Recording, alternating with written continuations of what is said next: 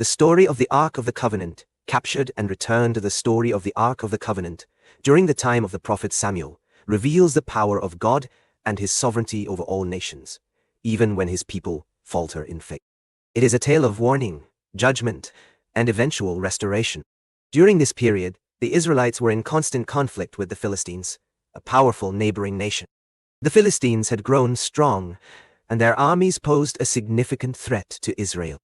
The Israelites, who had turned away from God and were worshipping idols, suffered a humiliating defeat in battle at a place called Ebenezer. About 4,000 Israelite soldiers were killed that day. Desperate and confused, the elders of Israel sought to understand why God had allowed them to be defeated. Instead of repenting and seeking God's guidance, they devised their own solution. They decided to bring the Ark of the Covenant into battle, believing that its presence would guarantee victory. The Ark of the Covenant, a sacred chest containing the tablets of the Ten Commandments, represented God's covenant with his people and his presence among them. The Israelites brought the Ark from Shiloh, accompanied by the two corrupt priests, Hophni and Phinehas, the sons of Eli. When the Ark arrived at the Israelite camp, the soldiers gave a great shout, causing the ground to shake.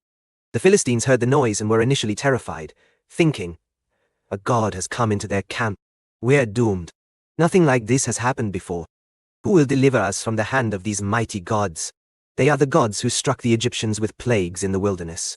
Despite their fear, the Philistines resolved to fight with courage. In the ensuing battle, the Israelites suffered a devastating defeat. 30,000 soldiers were killed, Hophni and Phinehas were slain, and worst of all, the Ark of the Covenant was captured by the Philistines, a shocking and disastrous event for Israel. When the news of the battle and the loss of the Ark reached Eli, the high priest, he fell backward in his chair, broke his neck, and died. The glory of Israel seemed to have departed, and the Ark of the Covenant was in enemy hands. The Philistines brought the Ark to the city of Ashdod, and placed it in the temple of their god, Dagon, as a trophy of their victory. However, the power of the one true God could not be contained or mocked. The next morning, the priests of Dagon found their idol face down on the ground before the Ark. They set Dagon back in place, but the following morning, the idol was again found face down, this time with its head and hands broken off, leaving only the body. The presence of the Ark brought calamity upon the Philistines. The people of Ashdod were afflicted with tumors, and a plague of rats ravaged the city. Terrified, the people of Ashdod demanded that the Ark be sent away. It was moved to the city of Gath, but the same disaster struck there. Finally, the Ark was sent to Ekron, but the people of Ekron cried out, "Send it away. It is killing us and our people." After 7 months of suffering, the Philistines decided to return the Ark to Israel. They consulted their priests and diviners, who advised them to send it back with a guilt offering to appease the God of Israel. They crafted 5 golden tumors and 5 golden rats, representing the plagues that had afflicted their cities, and placed them alongside the Ark on a cart pulled by 2 cows. To ensure that the events were truly the work of Israel's God, the Philistines set a test. They allowed the cows to walk freely, unaccompanied by human guidance. If the cows went directly to Israelite territory, it would be proof that the God of Israel had caused their suffering. The cows, against all natural instincts, headed straight for the Israelite town of Beth Shemesh, lowing as they went. The people of Beth Shemesh rejoiced when they saw the Ark returning and offered sacrifices to the Lord.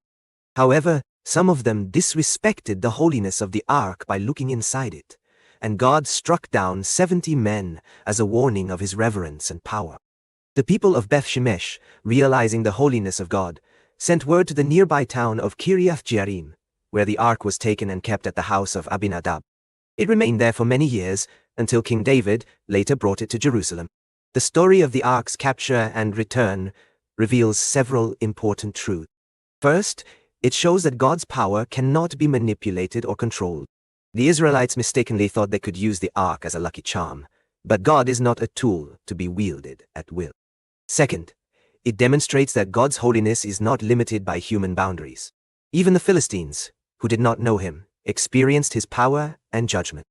Finally, it shows that God is sovereign and faithful. Despite Israel's unfaithfulness, he did not abandon them and ultimately restored his presence among his people.